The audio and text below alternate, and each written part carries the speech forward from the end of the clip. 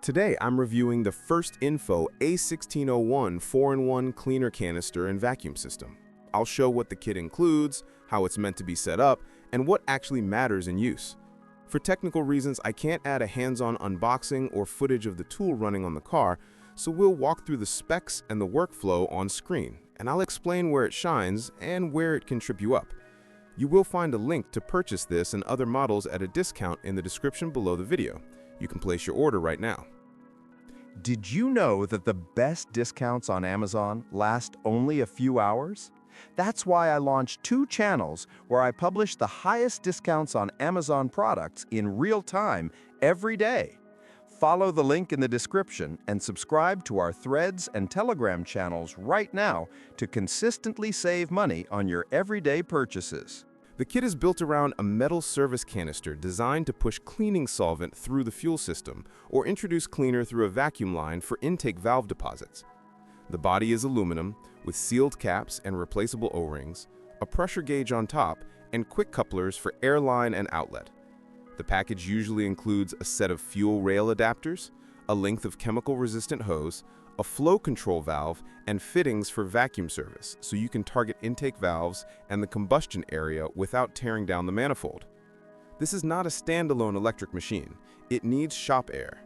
Expect a working range near typical shop pressures that sits roughly between 70 and 120 psi, with most services done closer to the middle to keep flow stable. The gauge makes it easy to set and keep pressure while the engine runs. Too much pressure can overwhelm the rail or push cleaner too fast. Too little and atomization suffers and you waste time without much effect. Solvent choice affects results more than people admit. Use a fuel system cleaner that is sensor and catalyst safe, ideally something with a strong detergent package, often based on polyethylamine for carbon.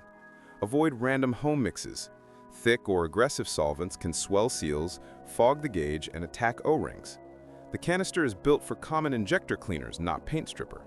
If you are unsure, check the chemicals datasheet for compatibility with aluminum, brass, nitrile, and fluorocarbon seals.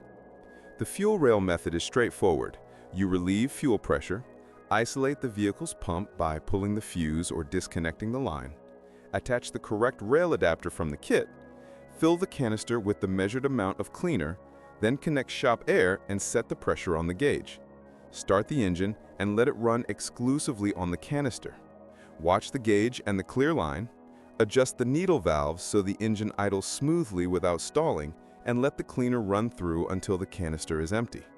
When it finishes, shut down, remove the adapter, restore the vehicle's fuel line or fuse, and do a final start to confirm a stable idle. For intake valve service through vacuum, you warm the engine to operating temperature, pick a strong vacuum source downstream of the throttle, use the included cone adapter or a dedicated port. Then meter the cleaner slowly so it mists in rather than slugging liquid. Keep RPM steady. If you feed it too fast, you risk rough running and raw cleaner in the exhaust. Metering is the whole game. Small, steady sips give the best chance to soften deposits on the back of intake valves, especially on direct injection engines that never see fuel washing the valve. Compatibility is decent. The adapter assortment covers many gasoline fuel rails. Some modern direct injection systems use special quick connect sizes or high pressure interfaces that this canister does not replace. This tool feeds the low pressure side before the high pressure pump, not the rail at 2000 psi. If your car uses unusual connectors, you may need an extra fitting. The vacuum method is universal, but it does not replace walnut blasting for heavy baked-on deposits. Think maintenance and mild to moderate cleanup, not miracles. Build quality is solid for the price tier. The metal canister and gauge feel serviceable, threads are smooth, and the hose fittings seat well if you keep the O-rings clean and lightly oiled. The weak spots are typical for this category. The generic rail adapters can feel loose on some makes and too tight on others. The flow valve turns a bit coarse, so very fine metering takes a steady hand. The printed instructions are brief. Plan a careful first read and a dry fit before you add solvent. In practice, the tool saves time if you already have air on hand and you service more than one vehicle a year. Idle smoothness often improves after a rail cleaning. Tip-in hesitation can lessen when injectors are dirty. On direct injection engines, the vacuum method can help with light valve deposits, but do not expect a night-and-day change if the ports are caked. Pairing this service with fresh plugs and a new air filter makes the improvement more noticeable. There are risks if you rush. Overpressurizing can push cleaner past seals. Dumping solvent straight into a large vacuum hose can cause stumble and smoke that looks worse than it is. Keep a fire extinguisher nearby, wear eye protection and gloves, and ventilate the area. Do not run this on diesel systems. Avoid doing it on a cold engine. Follow torque sense rather than brute force when sealing the cap. Over-tightening crushes the O-ring and causes slow leaks and air loss.